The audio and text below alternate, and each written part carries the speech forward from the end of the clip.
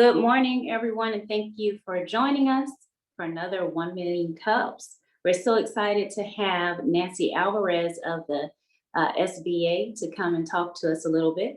My name is LeBeau, I'm one of your lead organizers. We have Angela Burns also.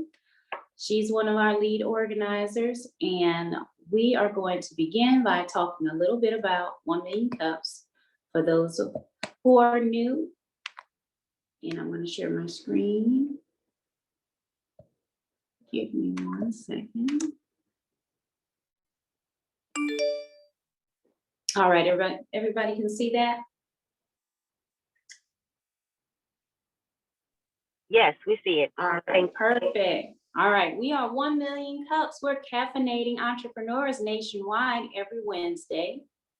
And the Kauffman Foundation, which founded 1 Million Cups, works with communities in entrepreneurship and education to increase those opportunities to allow all people to learn, to take risks, and own their own success. The mission of 1 Million Cups is to lower the barriers of access to education, resources, connections for all types of new aspiring entrepreneurs throughout the United States. And we work toward this mission through creating a consistent educational experience for each 1 Million Cup presenter nationwide, while also highlighting the uniqueness and value proposition in each local startup community. These are some of our locations. If you're watching from another town, definitely check to see if your 1 Million Cups is active currently or has gone virtual, or you might consider creating 1 Million Cups right there in your own hometown if there isn't one. Here are some of our key pillars. These are presentations, not pitches. They're authentic connections, not networking. And this run for the community, by the community. And always remember, we are radically and intentionally inclusive. So this meeting is held every Wednesday morning, usually at 9 a.m. We usually have 2 presenters with 6-minute presentations and 20 minutes of Q&A. Sometimes we only have 1, and sometimes we have a guest speaker. These businesses that present are usually less than 5 years old, and they are desiring to learn. So we're here to give feedback. We usually finish each Q&A with a question. What can we as a community do to help you? And this platform is always free and open to the public. If you'd like to present at 1 Million Cups, you can go to 1millioncups.com/present. If you'd like to present to our chapter, you go to 1millioncups.com/FW. One other thing is that during 1 Million Cups, we like to take the time to hear community announcements and resources, and anything special you'd like to share with the group, wins, new products, just what you're up to, any events, and you can drop all of that information throughout in the chat box. So without further ado, I'm going to welcome our guest, Miss Nancy Alvarez, and she's going to tell us what the SBA has to offer this year for small business owners. You can go right ahead, Nancy. Yes, and I do have a presentation here. Let me bring it up.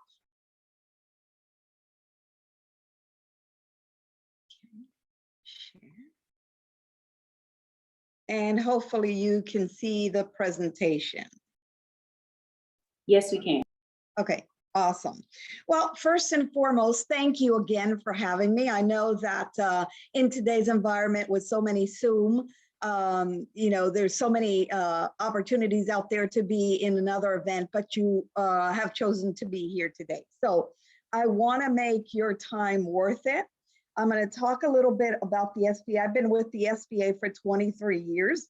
And so I started off in Florida, and in 2011, I got promoted to the position here to oversee the government contracting division, which handles small business set-aside programs, and I'll talk a little bit about that. But I want to start talking about what the SBA, first of all, we were founded in 1953, and we are the smallest federal agency. So our programs and services are mostly driven by taxpayers' dollars. And so our mission really is to help small businesses start, grow, expand, and recover. And along those lines, being in this business for so long, I noticed that there are some key similarities between successful companies. And among them, on the top is that they usually have resources available, or they have an advisory board that assists them in their growth and development. And so with the resources that we have, I'm always advising small business or startups that if you want to grow your business, or if you want to start your business or expand it, find yourself the local resources and use them as your advisory board. They're free resources. So let's go to our next slide. These are some of our local resources, and I'll talk about them. But most importantly, these resources are partially funded by the Small Business Administration. That's what we do. We hire these organizations to provide our small businesses the assistance they're going to need, whether it is starting in all aspects of a business startup, from capital to writing your business plan to marketing, expansion. We're going to talk a little bit about international trade. So there are a lot of resources. So SCORE counselors are usually volunteer individuals. They either work in Fortune 500 companies, or they have companies of their own, and they want to take their time and they want to donate it to entrepreneurs and assist entrepreneurs. So they have all different kinds of programs like mentoring. Sometimes you might feel that you are in a better position if you can find a mentor that you're going to work with. And again, all these services provided through our resource partners are free. We pay through them through taxpayers' dollars. So why not take advantage of them? We also have a Veterans Business Outreach Center here. We're focusing on providing the assistance our military or disabled veterans deserve for their service. So we certainly have a center. This center is located in Arlington, but we SBA service 72 counties in North Texas. So anyone within the 72 counties can reach out to our local resource partners. We also have different resources around the 72 counties. But again, the Veterans Business Outreach Center primarily focusing on providing assistance to the veterans. Then we have the Small Business Development Center. And this is through different colleges or universities. So this one is located in El Centro here in Dallas. But we also have another Small Business Development Center in Fort Worth under the Business Assistance Center. Again, all our counselors are available. All you need to do is call them, schedule an appointment. You need to let them know what type of assistance you're looking for. The difference between each of the resources is it just really depends on what you need. And if you ask me, they all have, I know a lot of the counselors in all the different resources. And I always tell small businesses, look, take the opportunity to visit with each one of them. Sometimes you're going to find different ideas that you can incorporate. And each one of the counselors have different expertise. So that's why I say, use them as your advisory board. Set up, a few of the advisors, 2 or 3 of them. And on a regular basis, consult with them. Let them know what your challenges are. Let them know what your strategies are. If they have any ideas, if they can connect you with other resources to help you grow. So again, they're serving different needs and they have different expertise.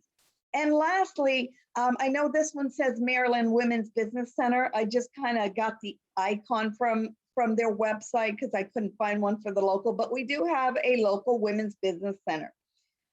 So about a year ago, we were fortunate enough to work a partnership with a local organization here, and we provided a grant to run our women's business center. So again, all type of assistance, networking opportunity with other women, and again, the assistance is free of charge. So sometimes people just make a choice and say, I just want to go to the SBDC, and that's fine. All of them are free. And what's important here is that you're getting the assistance that you are looking for. So I encourage you to take advantage of those opportunities. Let's look at helping you build capacity grow and expand your business and some of the programs we have here to offer. And so I told you that in 2011, I got here on a promotion. So before getting here to the SBA, I used to be what's called a business opportunity specialist. My job was to assist companies that applied for what's called the 8A Business Development Program. It's a 9-year program, and help them grow their business through contracting opportunities. Now, when I moved here, I actually run the program. So it's just a wonderful program to help small businesses grow. And I've seen some of them grow so fast that they grow themselves out of the program. So this is tied to a statute that says that 23%, or the law that says that 23% of government buys have to be reserved to do business with the federal government. Now, as long as I've been doing this, I don't never do the math, but the government buys over $600 billion in goods and services every year.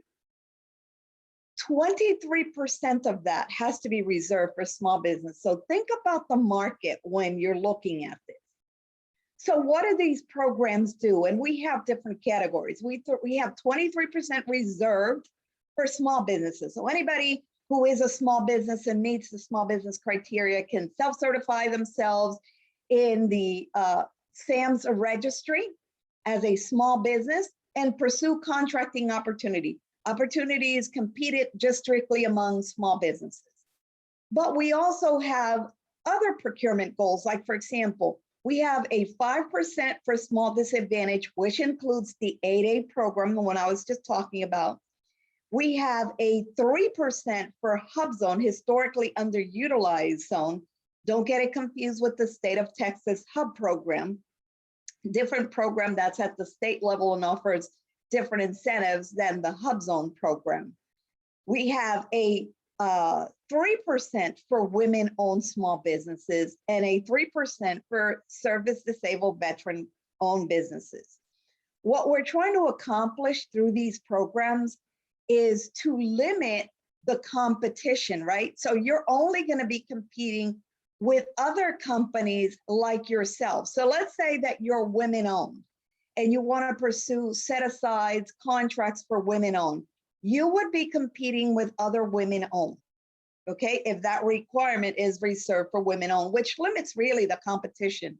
And so what happens with the different categories? So if you think about it, you really get a competitive edge because you're only competing with a smaller pool of small businesses. And again, these are programs where the federal agencies are required to reach these goals. If you look historically at the accomplishments, you'll see that the last 9 years, we have exceeded the 23% for small businesses.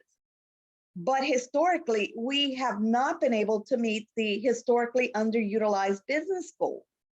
We've also had difficulty meeting the women-owned small business goal. We just reached the goal last year for the very first time.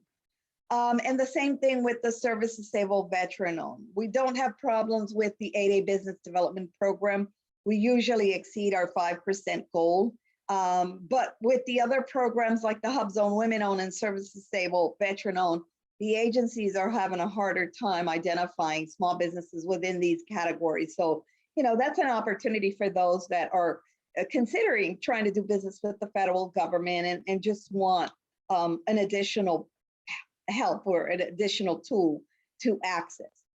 One of SBA's major programs is Access to Capital, providing financial assistance for small businesses. That includes, we have SBA-backed loans. What are SBA-backed loans? These are loans done primarily by the lenders. Usually they are either preferred or certified SBA lenders. That means that we have delegated authority to the bank to provide an SBA guarantee portion. And that's what SBA does. SBA provides a guarantee of up to 85%. That means that the likelihood of defaults on loan, in other words, losses for the bankers, are minimized because SBA's taken a higher risk on these SBA loans, up to 85%. You might end up visiting a bank and asking for an SBA loan, And they might say, I'd rather do a conventional loan with you. That's because you're not high risk for them. But if they consider you to be a high risk, they will prefer to just have the loan backed by SBA, and they'll request an SBA guarantee on the loan. So that's how we're helping small businesses. In terms of the terms of the loan, they're pretty reasonable and competitive. We use the interest rate as set by the Wall Street Journal, and then we allow small businesses to negotiate with the bank between 2.25% and 2 3/4 above prime rate, as it's stated in the Wall Street Journal.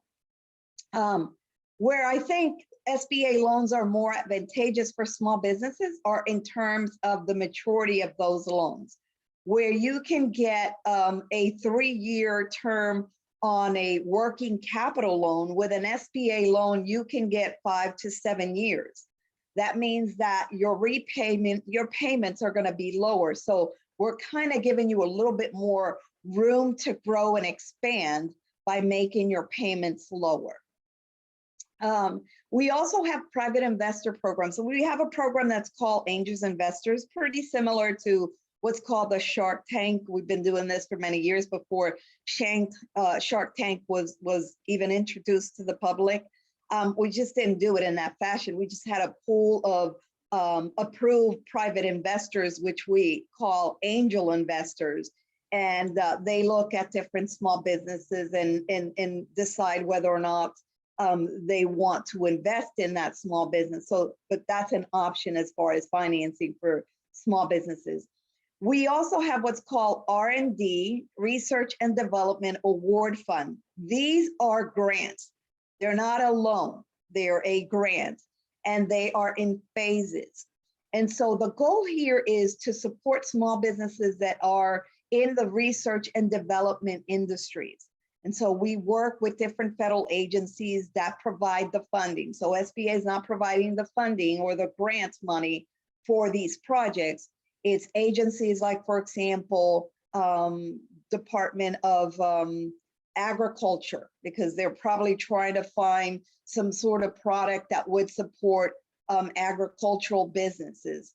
You know, they're different agencies. And again, it's just trying to identify new creative opportunities in different products or services. So this is a great program. Under this grant, you can get up to $750,000 that you don't have to repay back. And then lastly, we do surety bonds. So some of the, in a lot of the instances, or I'm going to say 100%, in government contracting, if you are in the construction industry, you're going to have to bond your project 100%. So the SBA offers surety bond programs for those that are required to provide some sort of bonding, either to the federal government or any other state or local government agency. Again, this is very similar to the lending programs in that SBA provides a guarantee. And then you can certainly go international trade. And with international trade, certainly the goal here is to connect you with resources in other countries if you want to expand your product. We provide, the SBA provides a loan, but we work very closely with Department of Commerce, their export department. Their export departments have counselors that can connect you with buyers in different countries.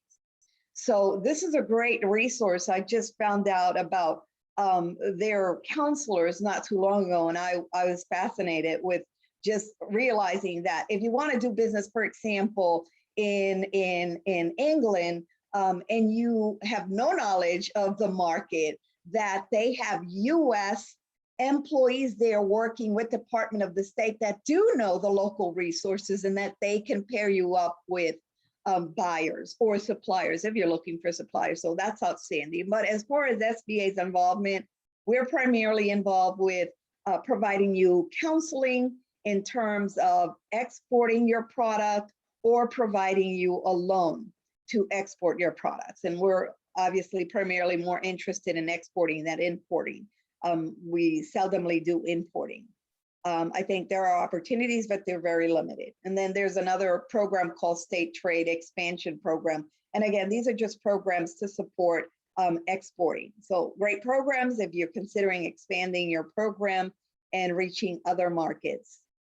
Recover. And it's, you know, for many years, I've been talking about the SBA disaster assistance program. And it wasn't until certainly we got hit with the pandemic that I've truly seen the impact of SBA's disaster assistance program. So we have programs under the Office of Disaster Assistance. And let me share with you, I probably should have started saying that early. In Dallas, we have two offices. We have a district offices. The district office handles the loan programs, the government contracting, the business development.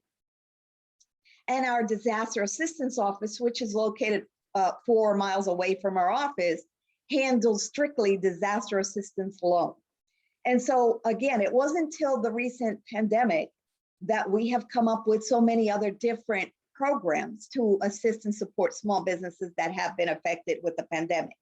But in general terms, the SBA has always offered assistance, disaster assistance for real estate, personal property, economic injury. And economic injury is when you get hit, well, like with the pandemic, where you have to close your business and you don't have the income, but you still have to pay your bills. You can use the disaster assistance for machinery and equipment, for inventory. And then there's also assistance if, for example, you have key employees that are called to active duty. So this is called active duty military. If you lose, or if you are the owner and you're the key employee and you get called to active duty, you can request disaster assistance funding for that, to cover that. So again, the disaster assistance funds are not limited just to businesses. This is what's interesting about the disaster assistance. So in the case, let's say, of a tornado or a hurricane, if you're a homeowner and you're underinsured, you can receive funds from two different sources. Most people know about FEMA, and FEMA are kind of grant monies. If you don't qualify for grant money under FEMA, you can request an SBA disaster loans. And our disaster loans range from 2% to 2.75% for 30 years. So it really allows you to recover. And again, the goal of the disaster assistance is to really help you during the time of the disaster, help you recover. And so sometimes you have a deferred payment on these loans for 2 years. So again, great resources. Now, talking about disaster assistance, what's going on right now with disaster assistance and the special programs, certainly you probably heard about the PPP, Payroll Protection Program. This is a program that was designed to help you keep your employees on payroll. The SBA was going to cover that expense of your employees. At first, it was for 8 weeks, and then we expanded it for 24 weeks. And that money you do not have to repay. So there's what's called a forgiveness. Then we open up the economic injury advance, which was a portion of a grant, $10,000 grant. That program closed as soon as the funds were exhausted. But currently, we are working hard to help the restaurant industry recover. So we just launched what's called the Restaurant Revitalization Fund. And again, this is a grant. It's not a loan for those individuals that have been affected. So if you know of a restaurant, maybe you had a preferred restaurant out there that closed their doors, and reach out to them and let them know that there are funding. There's funding available for them to help them, recover. And I think that is my last slide about, in general, SBA and what SBA has to offer. So I'll open it up for questions, but here is my contact information. If you have any questions, you can certainly reach out to me via phone, or if you have anybody you'd like to refer to me with questions, you can certainly reach me at our main number at 817-684-5500, or you can email me directly at nancy.alvarez@sba.gov.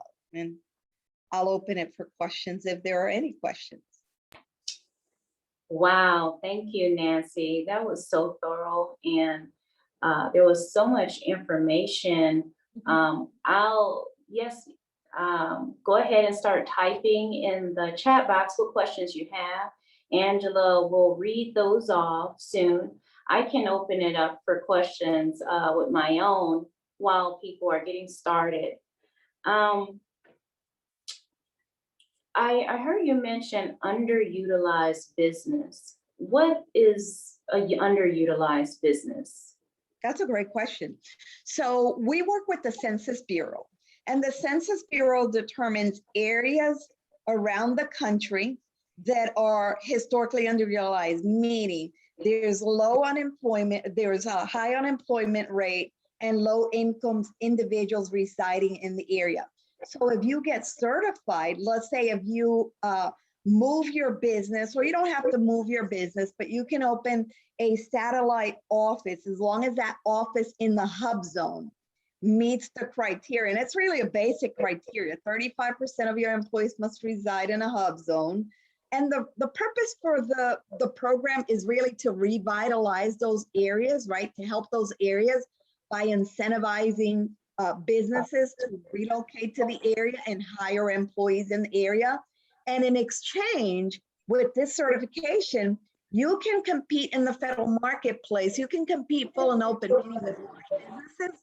And what we do is we do a 10% price preference, right? That means that when you submit your bid, maybe your bid might not be the lowest because they're going to tag on a 10% increase to the lowest bidder, and then you might end up being the lowest bidder. So again, there are a lot of incentives to the program because what we're trying to do again is help small businesses provide jobs to people that are located in a hub zone and revitalize that area. Mm-hmm. Great information. You just touched on being the lowest bidder. In terms of procurement, is that usually the deciding factor when it comes to which companies win contracts? Is it going to be about the lowest bid? No, not necessarily. The lowest bid is used when it is a product. There are no technicalities to, let's say if it's a service, that it doesn't require technical expertise or anything like that. So most of the time it's products or consulting could be like that if it's not technical, highly technical in nature. So there are other contracts that are determined based on technical knowledge, experience, and things of that nature. So it's not always going to be on price, and your solicitation will tell you that. That is good information to know. So that means you don't have to reduce your prices in that case. So that's good for companies to know. Angela, it looks like you have a question. Yes, we do. Thanks, LeBeau. So question, this is from Rodney. So what is the process to apply for the R&D funds? So are we talking about the restaurant revitalization funds? I think the first question is about the R&D focus. Remember you talked about a research grant. I'm sorry. Yeah, yeah, the R&D. Okay. Yes. Those are two programs. They're called, and let's see if we can figure out, it's usually, I know the acronyms, SBIR and STTR. One stands for Small Business Innovative Research Grant, and the other one is Small Transfer Technology Resource Grant. So in order to apply for that, you can go to www.grants.gov and you can search for SBA grants. You'll find those two names in there, or you can visit our website, www.sba.gov, and type SBIR, so as in Small Business Innovative Research, or STTR as in Small Technology Transfer Research. And it will give you the links to connect you directly on the application process. You do have to submit an application.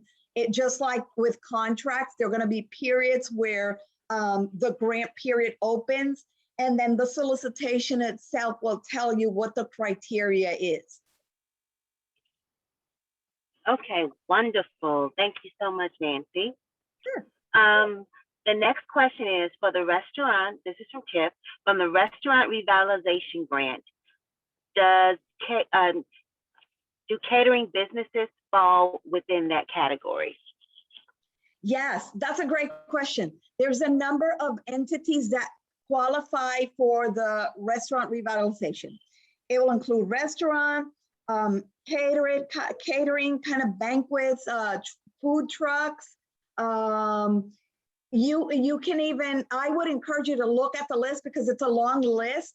If you have, for example, a restaurant and you offer, or if you, let's say if you have a, like an inn, you have an inn and you provide food and the food portion accounts for 33% of your gross revenues, you can also qualify for this program. So there's a combination. Breweries qualify, bakeries, as long as, again, 33%, there's a 33% of the food it's being provided to. In other words, you might have a bakery, but you also provide food. So it's not just the bakery that's qualifying, it's the food portion that qualifies. Food and beverage have to account for 33%, let's say, in a bakery.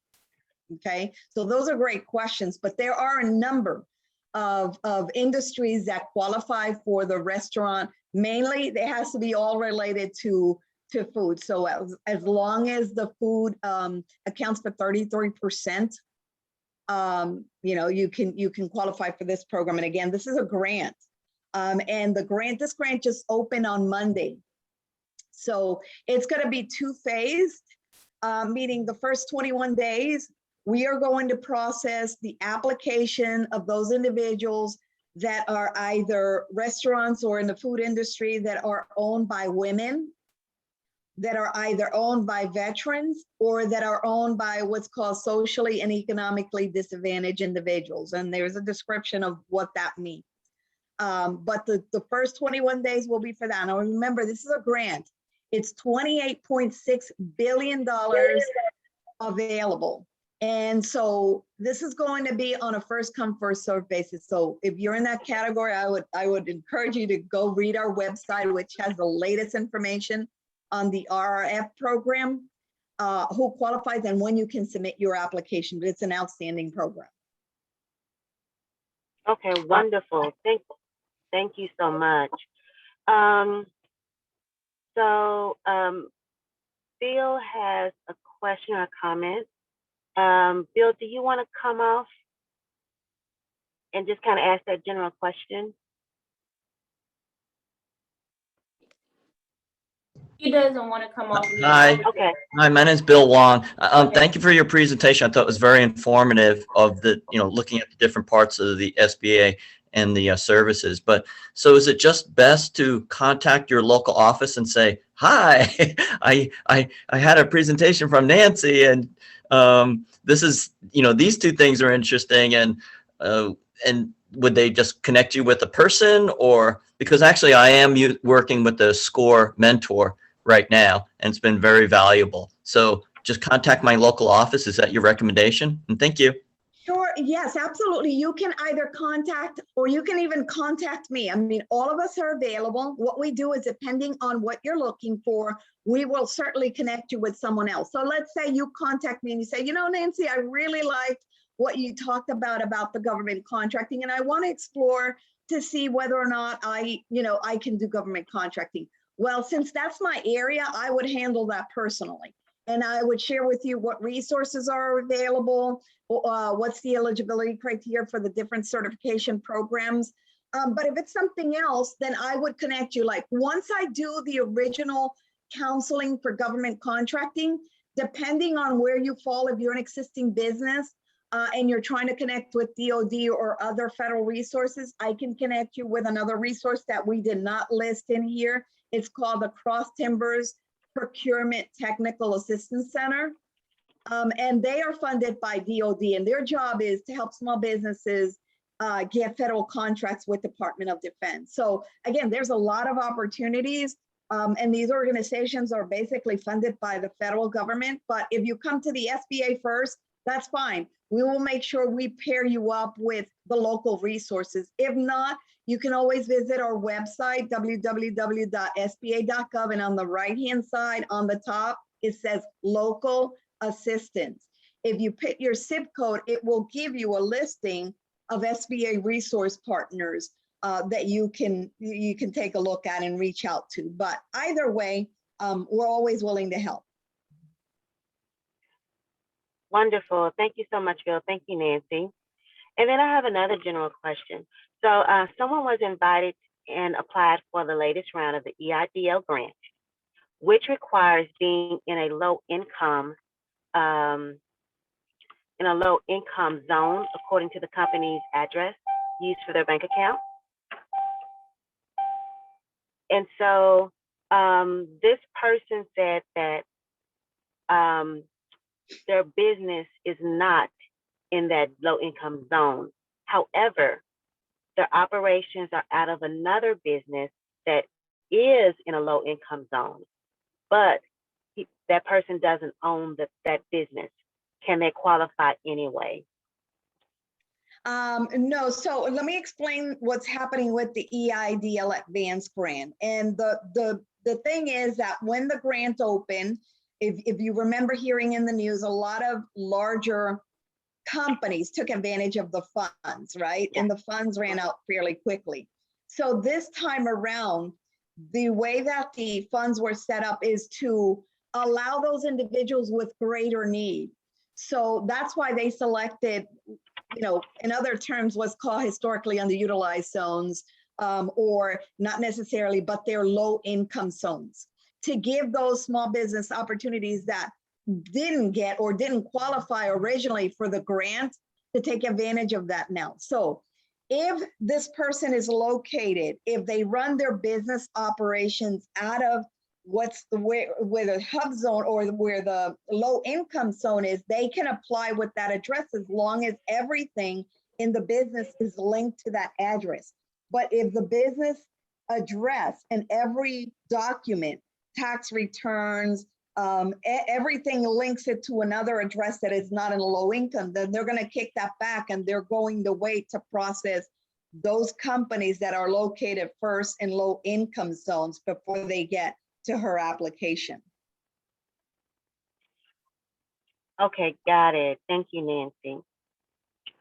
So another question, this is from Tiff. Can you clarify the SBA Women's Center? And is there a center in the DFW area? Yes. So the Women's Business Center is a grant provided by the SBA. In this case, the grant was provided to an organization called Lift Funds, who happens to be an SBA micro lender. They located their Women's Business Center in, I want to say it's called Stemmons Freeway in Dallas, but they provide service to the DFW area. So if you're interested in visiting the Women's Business Center and you are in Fort Worth, you can still have access to the Women's Business Center. Remember that we service 72 counties. Therefore, when our funds are used, they have to service our clientele pool. Got it. And Nancy, that was that the Lift Fund? What was that name again? Lift Fund. Well, it's one word. Lift Fund. L-I-F-T. Okay, got it. Thank you, Tiff, for that question. Wow, this is some really good information for everyone. Thank you so much, Nancy. Yes. Thank you so much. A lot of resources. So I'm always available. I'm glad that there are organizations like yours that are putting together the resources, because we don't have the funds to outreach to the entire 72 counties. So we rely a lot on organizations like yours, the chambers, business associations that reach out to the SBA and say, hey, can you do a presentation to our members? So we're always happy to present and inform everyone about what's available out there. Absolutely. Wonderful. Thank you, Nancy. Thank you. And thank you. We should see that as a challenge. As Nancy said, the SBA doesn't have the budget to reach out to all the communities that it would like to. So we, the community, should do our part in forwarding and sharing this information. And I'm going to do my part, and we're going to, this message is recorded, so we're going to make sure we post it and share it everywhere as much as we can. Right now, I want to open it up to any community announcements or events, any other resources you would like to share with the community. If you do have those, please put them in the chat box and we'll read those off. I'll kick it off by mentioning a couple of things. I'm going to share my screen. Sorry And while for- you're sharing your screen, LeBeau, I want to let people know that we're going to invite Nancy back in August as well too. Would love to. Yes, Thank you. absolutely. Can you guys see my screen? Yes. All right, so here's something I saw on LinkedIn, wanted to share. Tarrant County College announces first cohort for Everyday Entrepreneur Venture Fund. So this was just posted yesterday. It says small business entrepreneurs receive seed funding business training to bring their ideas to life. And so if you would like to learn more information on this, Wow. yeah, it's news.tccd.edu. And that's where that is posted. It's also on LinkedIn on the Tarrant County College profile. And so I need to do some reading on that, but that sounds awesome. And here is a topic I just wanted to mention because I thought, last time Angela spoke about a topic and we had some good conversation around what we were talking about. So I thought, why not mention something? This is interesting. Twitter's monthly Days of Rest initiative, helping prevent employee burnout amid pandemic. What happened was they began to see some problems and they started to survey the employees and they found out that the pandemic, everything that's going on socially, economically, going virtual, all of these things are causing burnout for various reasons. So they initiated giving a full week's pay to help their employees unplug from work, which is something that they requested. I think this is something that should have been trending a long time ago, but they say also in that article that people are averaging pretty much working 2 extra hours per day. And so they feel like this is a way to actually give their employees their hours back. The reason why this caught my attention is because my company actually went through this. I was seeing turnover. I was seeing turnover and it was quite alarming. And what I learned was that we started surveying and same thing. And we initiated like some wellness training and all of that.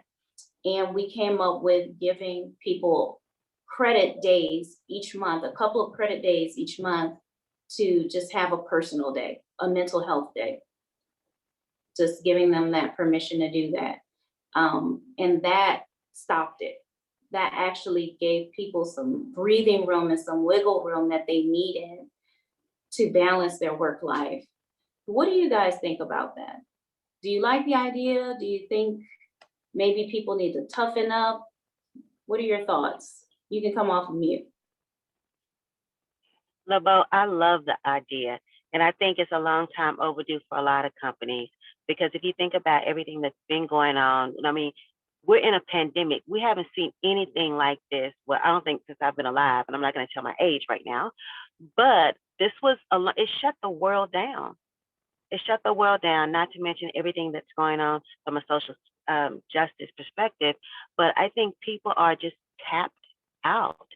So I definitely believe that, that's something that a lot of larger companies should look should look at. And so I applaud you for doing that and just really knowing and understanding your employees, because they are an extension of you. So if you give good business, you take care of your employees, then that helps to make the world a better place overall. So thank you for doing that, LeBeau. Absolutely. It was an absolute necessity. Here are some announcements. Bill says there is a deck event tonight. I cannot find the details. Dallas Incorporated 100K giveaway. Everyone attending State of Entrepreneurship in person or virtually can enter to win $100,000 of startup support. The winner will be announced on May 12th and have their business launched for free in 30 days. Wow. Dallas Incorporated. So that is awesome. Thank you for that resource. And then Bill said subwoofer demo at Dickey's Arena Tuesday, May 11, open from 11:15 to 4 p.m. to come and go as you please. And there's his contact information. Okay, awesome. Is there anyone else who has an announcement or resource they want to give? Yes, I want to say Happy Mother's Day to all the moms. Who's On the that? call. Oh, Angela. Yeah. Happy Mother's Day. Yes, happy Mother's Day, everybody who is a mom, or I also believe Mother's Day, Happy Mother's Day goes out to all those interim moms and those people who are mother figures. All right. Well, if we don't have anything else, we're going to conclude the meeting. Thank you so much. I have one thing. Hello. Go ahead. Hi. I'm actually the owner of Elite's Culinary Catering, and we're actually hosting. Well, first of all, I want to say we really enjoyed the information. I have a couple of my team members on, and it was very informative. And we appreciate you guys sharing with the community. And we're actually giving back to the community as well. I don't know if you would like me to share the flyer, but we have a networking opportunity that's going to happen on May the 30th. That's a Sunday. And so small businesses can come out to set up their tables and share their information or products. And then we're also doing a giveaway for the mothers. We're doing gas cards, grocery gift cards, and things of that nature to help out the mothers. And we're actually located right by Roosevelt High School across the street. And if you like, I can share that flyer. Thank you for the opportunity. You know, since we're close on time, are you a member of our Facebook group? I'm not as of yet, but I can go ahead and request. Find us on Facebook, 1 Million Cups Fort Worth, and we'll let you in. And then you can post in the group and everybody here, plus a whole bunch of other people will see it. Okay, sounds great. Bill, you said you had a question really quick before we go? Go ahead. Very quick. Actually, I've had a conversation with the Tarrant Food Bank, and we've come up with this innovative way to try to get some extra funding for them. And the way is to, I don't know if each one of us are aware, but whenever we go on the Texas Tollway, we get these reward points. We have this concept to be able to somehow convert those points to real food for individuals who are hurting or aren't as fortunate as us. And my first question is that one, if you were aware that you get these reward points, and then two, if I have more than 100,000 of these things, and I didn't even realize it till I did my taxes. And so I'm trying to work with the Tarrant. I'm, always thinking about things, if there's a way that we can get it to the food bank where it would be good publicity for the Texas Tollway. It could potentially be a tax credit for individuals. It can get resources and food and maybe rewards because they're hurting to get volunteers to come back because a majority of them are older workers. Is that something, one, were you aware of that situation that you had a bunch of reward points, and would you be willing to donate, like I said, I had more than 130,000 of these things, and I don't know what the exchange rate's going to be, but we're working on it to donate it to a worthy organization because I can't believe it. They provided more than, I think, 5 or 10 million meals last year. And they don't do it by meals, they do it by pounds. And the amount of monies that they have, like they're the gold standard of getting monies back into whatever dollars. For every dollar that's donated, about 94 cents goes to people who are in need. And they do not only fresh food and vegetables, but also diapers and napkins and just support. And they're working on how to get it out to the community as opposed to these brick and mortar situations. So they're really doing a wonderful job. And I was wondering those two questions. So I'll be quiet right now.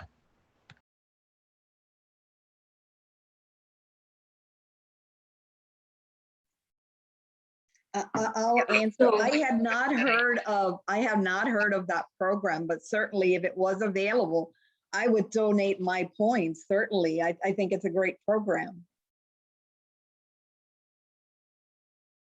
Awesome. And I think that just connect with Nancy, get her information and connect with her outside of the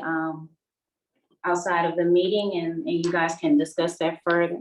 Well, the concept is actually to talk to the Texas Tollway and sort of have everyone become aware that they have these extra points, and it's a way to get it to, you know, an organization that is of need. And that's the concept. And I'm surprised no one's thought about this. So that's what we're working on. That's what I do in my spare time. Right. Awesome. Okay. Well, thank you for all of those questions and that insight. And I appreciate everyone that joined. Thank you, Nancy, again. We will post this video soon. You guys have a great rest of your week. Hey, LeBeau, before you end, can you tell everyone the Facebook location again? Repeat that, please, so they can have it. The Facebook is just 1 Million Cups Fort Worth, and you search for that in groups and we'll let you in. Okay, thanks, LeBeau. Thank you, everyone. Thank you. Bye-bye.